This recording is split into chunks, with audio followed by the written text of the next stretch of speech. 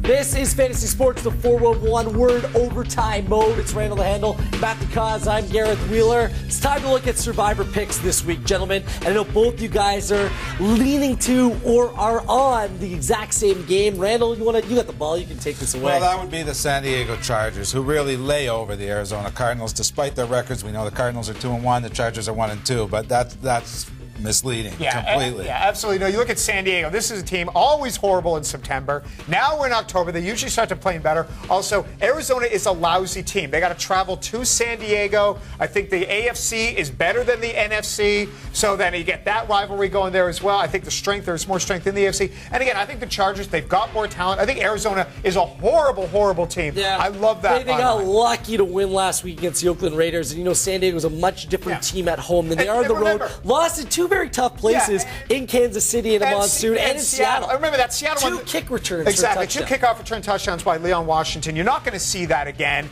Arizona is devoid of talent, so take the Chargers. Now, if you want to be a little bit more risque, there's one game that kind of stood out to me, and that's the Atlanta Falcons hosting the San Francisco 49ers. Of course, offensive coordinator of the 49ers, Jimmy Ray, out this week. So a new looking offense, I guess. You got that West Coast team going to play the East Coast team at 1 p.m. I tend to lean to that game.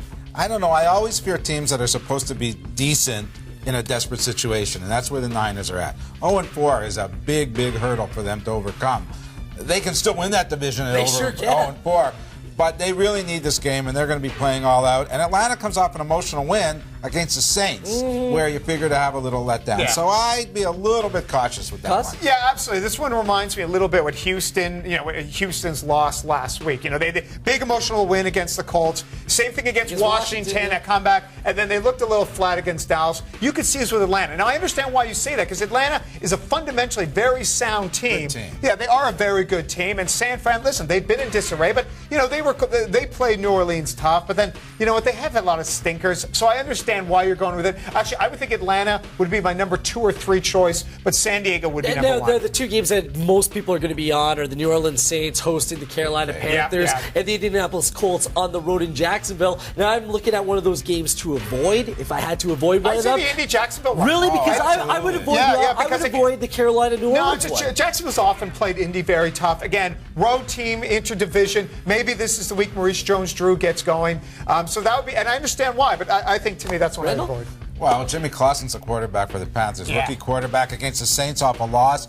I'd be way more leery of Indianapolis in the division on the road laying more than a touchdown. The Saints can't stop the run, and that's what Carolina should just do all game, is just run against that 30th ranked run defense of New Orleans. I know, but that's why at some point you got to pass, and I don't trust Claus, especially in a dome, on the road. Not a good environment for a rookie quarterback. You can catch Randall The Handle each and every Sunday morning, 10 a.m. on the Fan 590. It's Inside the Lines with him, Jory, Steve. It's good times all around. See you next week.